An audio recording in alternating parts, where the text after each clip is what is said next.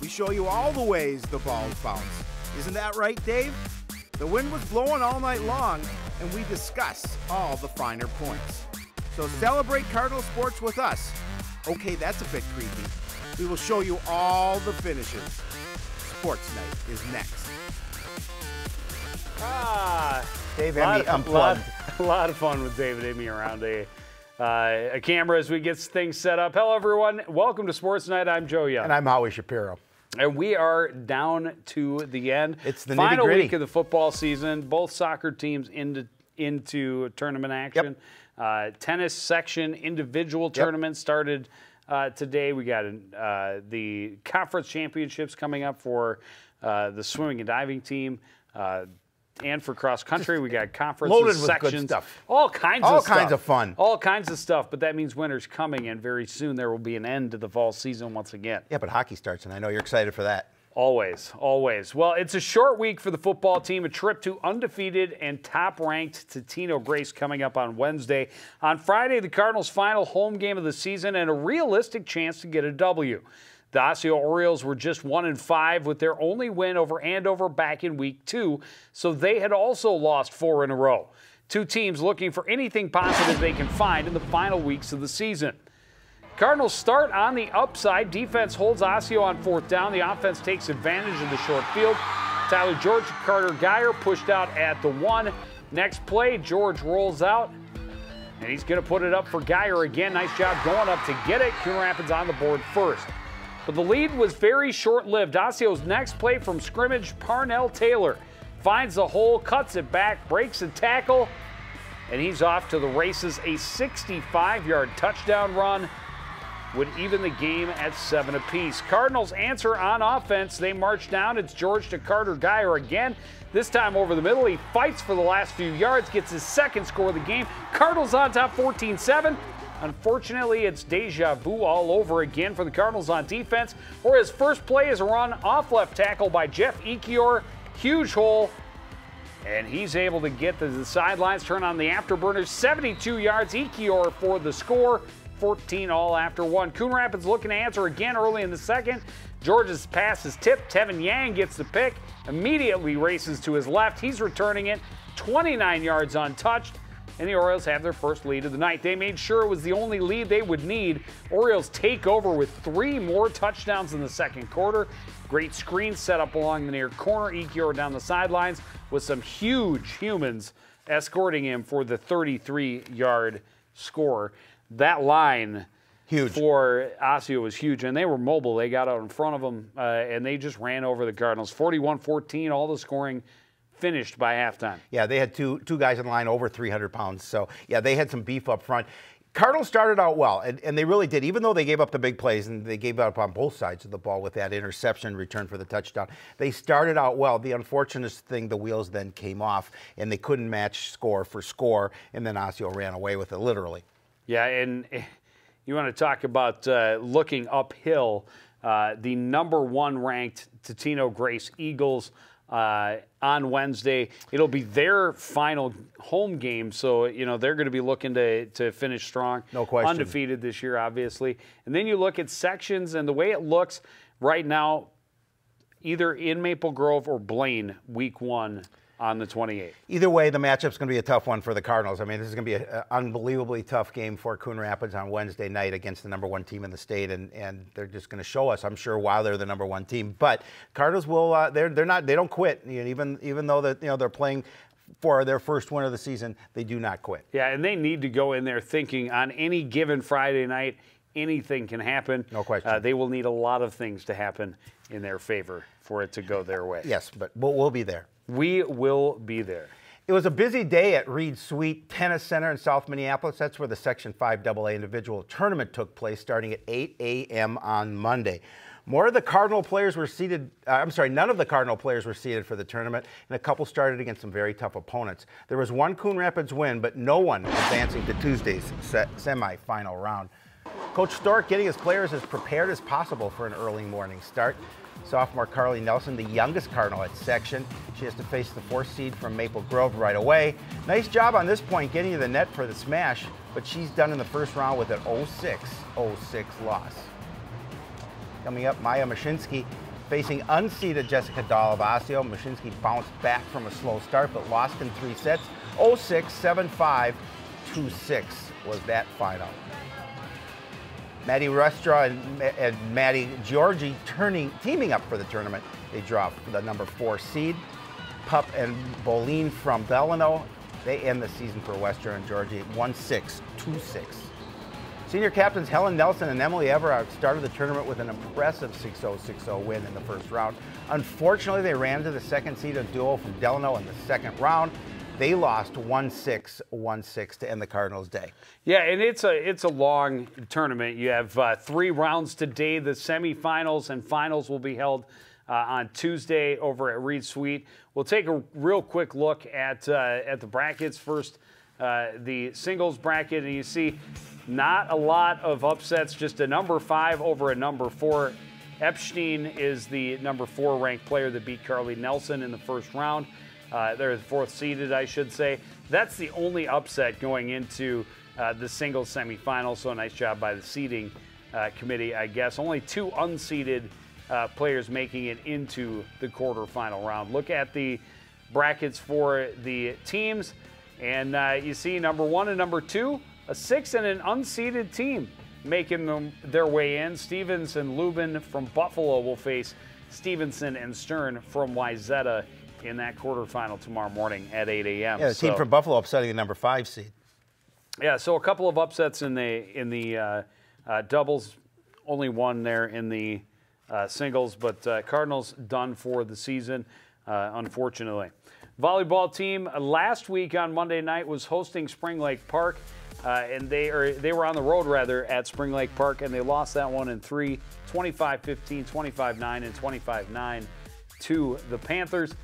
Callie Harris led the team in kills with 4. Allison Yang had 10 digs. Lauren Koss made 2 blocks, and Kayla Bussey had 1 ace. Well, after that rough outing against the Packers on Monday, the Cardinals faced another ferocious feline on Thursday when the Bengals came to the Fieldhouse. Blaine is sitting in 3rd place in the Northwest Suburban behind 2 undefeated teams, Osseo and Champlin Park. They had swept their previous 4 conference matches and were looking to stay on that roll through the remaining schedule. Cardinals flying right with the Bengals early in the first set. Ellie Hinsey able to hammer it through the block for the kill. And Coon Rapids is keeping pace, but the Bengals roar right back. Great setup in the middle. And watch Karina Evans, big power to the floor. Blaine wins the first set 25-18. Cardinals looking to stay close again in the second. Lauren Koss receives the serve, then gets the kill to the back corner. But there just weren't enough of those kinds of plays for the Cardinals. Watch the Bengals, great work. See the set coming up, and Evans attacking from the right side. No defense there, no chance to stop that one. Blaine goes up 2 with a 25-12 win. Bengals looking for the sweep in the third. Careless play, and the Cardinals, it cost them. Isabella Ernie there to put it down. And then they'll go to Ernie for the big kill from the left side. They really run away with the third set, 25-7, the final in the third, as the Bengals sweep up on the Cardinals on their home court. Tough year for the Cardinal volleyball squad. Only the 2 wins so far on the season. So, and they're looking to try and find some sort of chemistry, some continuity before they start their sectional playoffs as well. They got a 3rd win, and their best outing of the season maybe came on Saturday at the Jefferson Invitational. The Cardinals beat South, a team they had lost to in 5 sets earlier in the season. If you remember, this was when they played South earlier, they lost in 5, but all 5 sets were within like 3 or 4 points. I do remember. So the Cardinals able to come back, beat the Tigers to start, 25-23, 25-19. They then lost to the host. But in the friendship game, they call it a draw, 25-23, 23-25 against, or the other way around, against Breck. And they just call it a tie. I didn't know that they would do that, but that's what it says. Must have run out of time. Or it's a friendship game. It is a friendship game, no question. But it's nice to get that 3rd win, get that winning flavor back in your mouth before you hit section time. Yeah, they only have 1 remaining meet. That is Tuesday. They host Park Center. The Section 5 AA tournament will start next Tuesday with the play-in round. Should the Cardinals make the quarterfinal round, they would play on Thursday. But I would assume they're going to be in that just the 3 wins Right. In that play-in round You would think on so. Tuesday. You would think so. And Howie most likely We'll be there. All right. Well, hopefully we'll be there. The swimming and diving team will compete in their conference tournament meet on Thursday, then nearly a month off before sections. The Cardinals wrapped up their dual meet schedule last week, starting with their final home meet of the year on Tuesday. It turned out to be an extra special night, not just because it was senior and parents' night, but because they got a chance to celebrate a victory.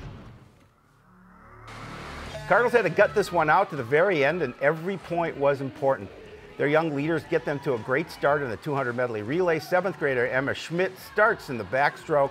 Then it's 8th grader Megan Schultze swimming the breaststroke. You just look at the lead the Cardinals have as freshmen. Tamala King goes into the water for the butterfly. Fellow freshman Jadlyn Makowski can coast to the victory in a time of 2:10.99, almost 15 seconds ahead of second place.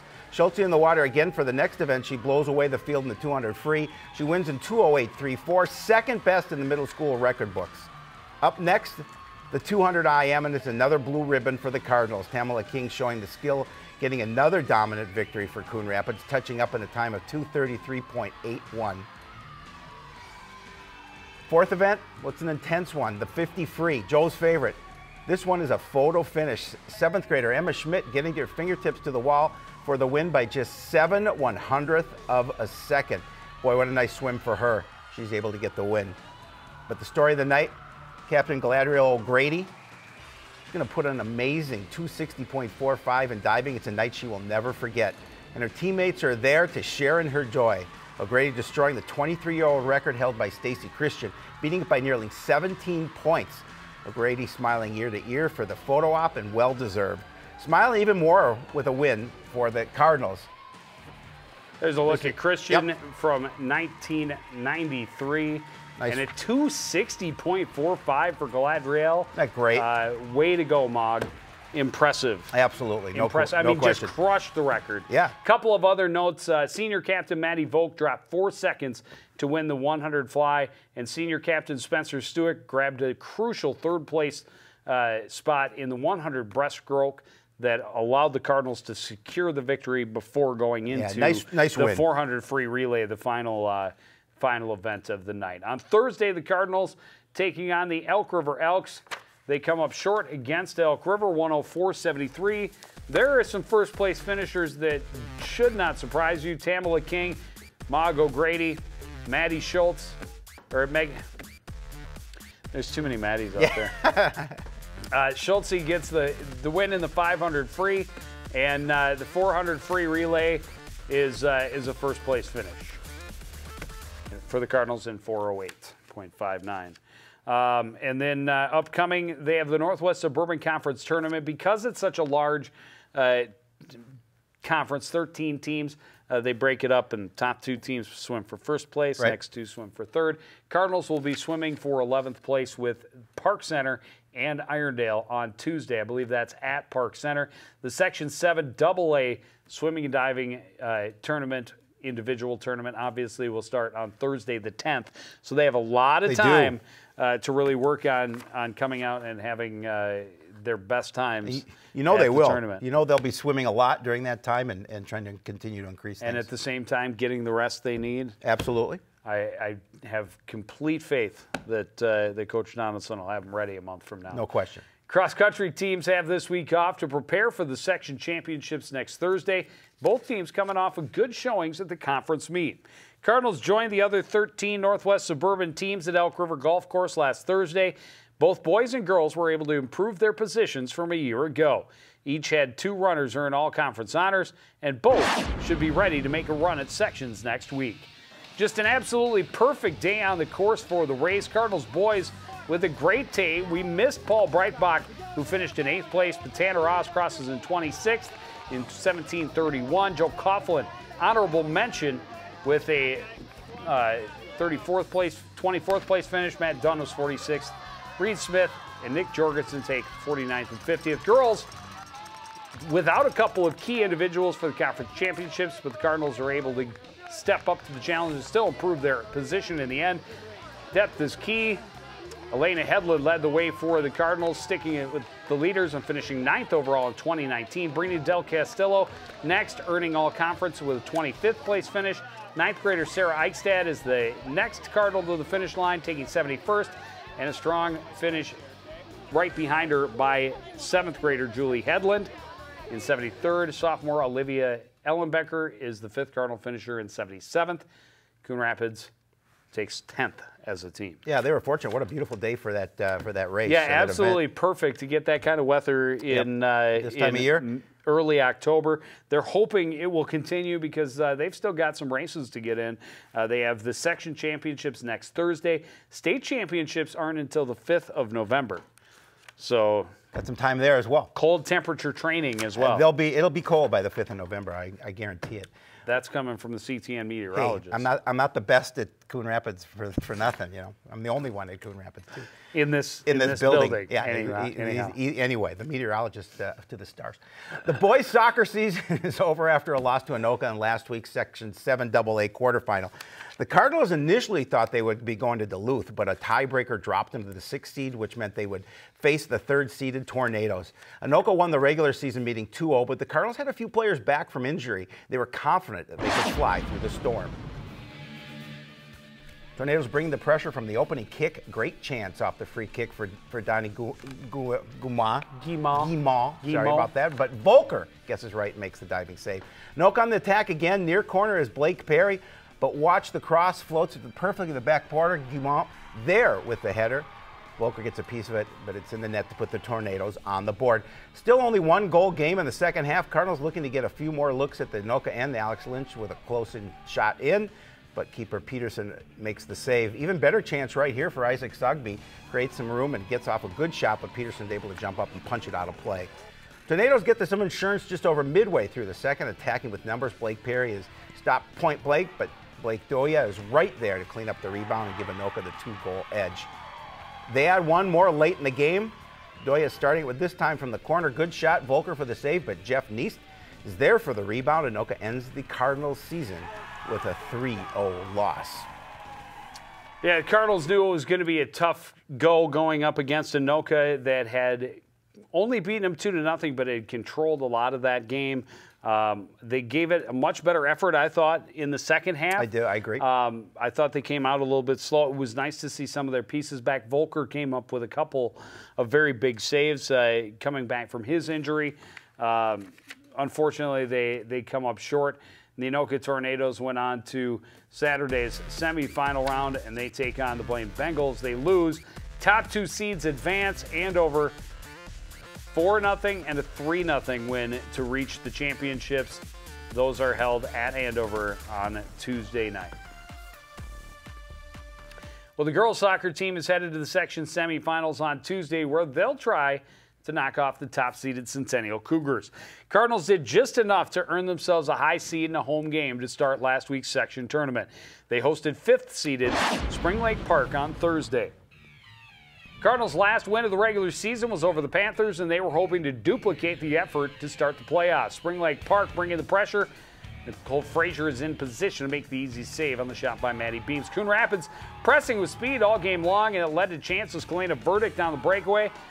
Keeper got just enough of it to steer it wide. Once they started clicking, the Cardinals getting lots of good looks in the first half. Nice setup on the cross by Ava Johnston. The header by Getchell goes wide.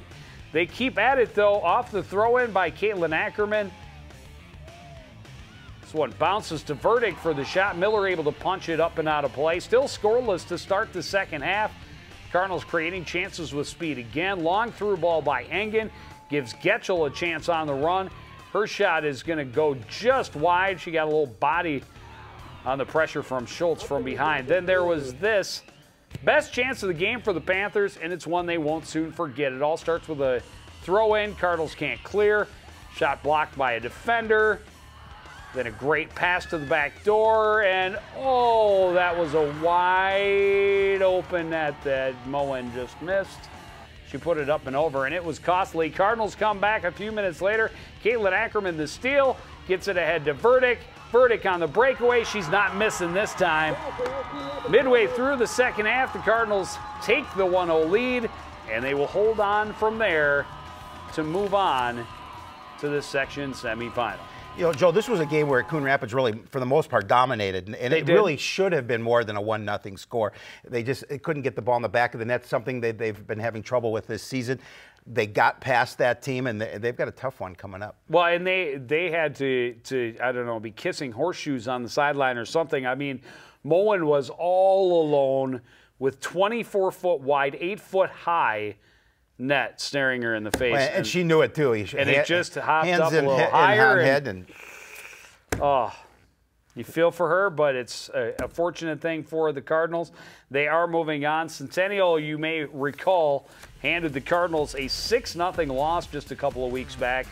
So that was in the rain. Hopefully maybe a little bit better weather, and the Cardinals might have better fortune. But the top 4 seeds advance out of the quarterfinal round. Centennial just running away with it over Iredale 6-0.